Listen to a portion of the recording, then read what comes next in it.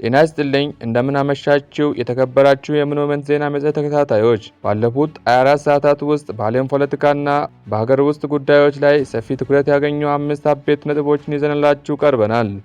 በዛሬው ጥንቅራችን በአሜሪካ የሚመራው ኦፕሬሽን ኤፒክ ፊውር በኢራን ወታደራዊ ይዞታዎች ላይ ያደረሰውን ከባድ ጉዳትና የሆርሙዝ የባህር ወሽመጥ በመዘጋቱ ምክንያት የነዳጅ መናርን ለመቆጣጠር የዓለም መንግስታት የነዳጅ ፍጆታን ለመቀነስ የሰዓት እላፊና ልዩ ልዩ ገደቦችን ስለመጣላቸው እንዲሁም በትራምፕና በኔቶ መካከል የተፈጠረውን ሰጣ ገባ በጥልቀት እንመለከታለን። ከዚህም በተጨማሪ ፕሬዝዳንት ትራምፕ ከተላለፈባቸው ክስ በኋላ በከፍተኛው ፍርድ ቤትና በዳኛዎች ላይ ያላቸውን ከፍተኛ ቅሬታ መግለጻቸውንና በትግራይ ክልል ዘላቂ ሰላም ለማምጣት በአዲስ አበባ የተጀመረውን ሰፊ የአጀንዳ ማሰባሰብ ሂደት፣ በተጨማሪም ይሄ ለኢትዮጵያ ቀጣይ ተስፋ ምን ብስራት ይዞ እንደሚመጣ በዝርዝር የምንዳስሰው ይሆናል። መረጃዎችን ወደ እናንተ የማደርሰው እኔ ምናሴ ነኝ። ፈጣን ገለልተኛና ታማኝ የሆኑ ዓለም አቀፍ እንዲሁም አገር ውስጥ ዜናዎችን በሰዓታት ልዩነት የምናቀርብበት ምኖመንት የዩቲዩብ ቻናላችን ነው። ሁልጊዜም እንደምንለው ከተለያዩ ታማኝ ምንጮች ያገኘናቸውን መረጃዎችን በማመዛዘን እውነተኛ ዘገባ ብቻ ይዘንላችሁ ቀርበናል። እስከ መጨረሻው አብራችሁ እንድትቆዩ የአክብሮት ግብዣችን ነው። ወደ መጀመሪያው አበይት ጉዳይ ስንመጣ በአሜሪካ የሚመራው ኦፕሬሽን ኤፒክ ፊውር በኢራን ወታደራዊ ይዞታዎች ላይ እጅግ ከባድ ጉዳት እያደረሰ ይገኛል። ፕሬዝዳንት ዶናልድ ትራምፕ ትላንት ማታ ለሮይተርስ ዜና አዘጋጅ በሰጡት መግለጫ አሜሪካ በኢራን ውስጥ የሚገኙ ግዙፍ የሚሳኤል ማምረቻዎችንና ዋና ዋና ወታደራዊ መሰረተ ልማቶችን ማውደሟን ገልጸዋል። ኢራን አሁን የፈረሰባትን መልሳ ለመገንባት ከ15 እስከ 20 ዓመታትን ይፈጅባታል ያሉት ትራምፕ ካለፈው 32 ቀናት ከባድ ውጊያ በኋላ ጦርነቱ በሚቀጥሉት ጥቂት ሳምንታት ውስጥ ሙሉ በሙሉ ሊጠናቀቅ እንደሚችል ያላቸውን እምነት ገልጸዋል።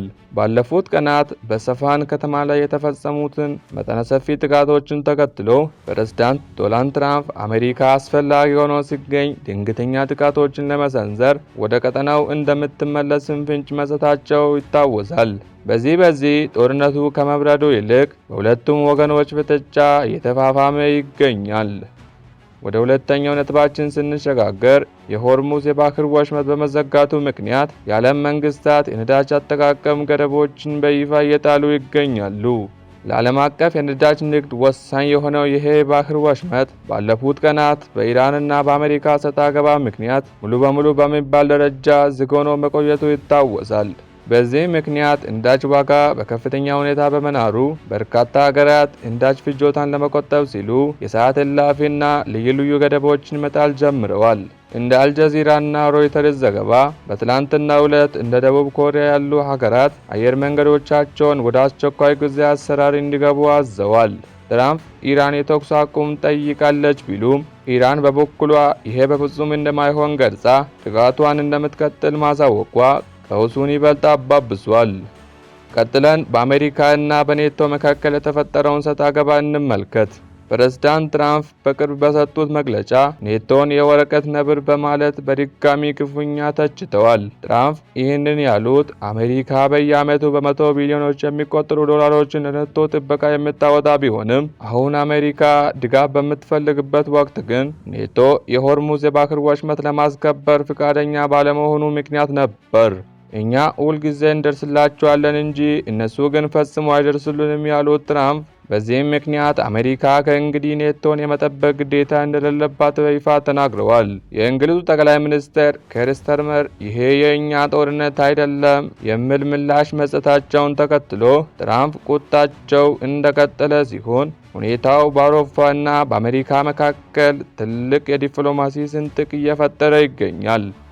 ወደ አራተኛው አበይት ጉዳያችን ስንመጣ ፕሬዝዳንት ትራምፕ በከፍተኛ ፍርድ ቤትና በዳኛዎች ላይ ያላቸውን ከፍተኛ ቅሬታ ገልጸዋል። ትራምፕ በዩናይትድ ስቴትስ ምድር ለሚወለዱ የውጭ ዜጎች ልጆች የሚሰጠውን የዜግነት መብት ለማስቀረት ባለፈው ወር ያወጡትን አከራካሪ ሕግ በከፍተኛ ፍርድ ቤት ክርክር የተደረገበት ሲሆን ትራምፕ በራሳቸው በትናንትናው ዕለት ችሎት ላይ ተገኝተዋል።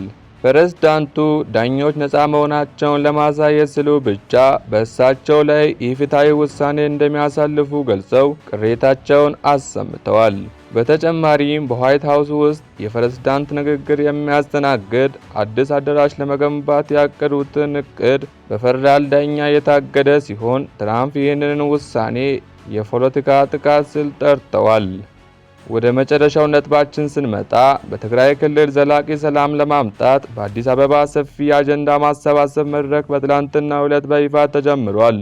የኢትዮጵያ ሀገራዊ ምክክር ኮሚሽን ከትግራይ ጊዜያዊ አስተዳደር ከሲቪክ ማህበራትና ከፖለቲካ ፓርቲዎች ጋር ሰፊ ውይይት እያደረገ ይገኛል። በምክክሩም ትግራይ የብዙ ስልጣኔዎች መነሻ ብትሆንም ያለፈችበት ፈታኝ ወቅት የሁላችንም ሕመም መሆኑ አይካድም ሲሉ የብሔራዊ ምክክር ኮሚሽን ሰብሳቢ ፕሮፌሰር መስፍን አረቢያ ገለጹ።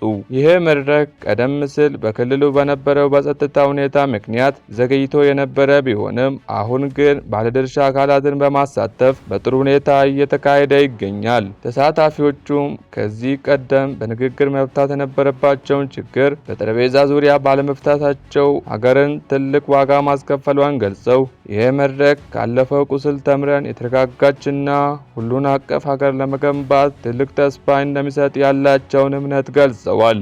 መድረኩ ለተከታታይ 3 ቀናት የሚቀጥል ሲሆን በመጨረሻም የክልሉን ሕዝብ ፍላጎት ያካተቱ አጀንዳዎች ተለይቶ ለዋናው ሀገራዊ ምክክር ይቀርባሉ ተብሎ ይጠበቃል። ይህም ለሀገራችን ሰላም ወሳኝ ምዕራፍ እንደሚሆን ይታመናል።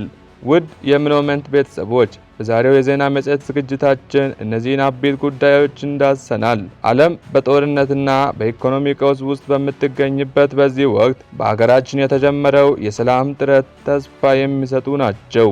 እናንተስ በእነዚህ ጉዳይ ላይ ምን ትላላችሁ? ሀሳባችሁን ከታች በኮሜንት መስጫ አጋሩን። መረጃዎችን ከወደዳችሁ ቪዲዮን ላይክ ማድረግ አይረሳ።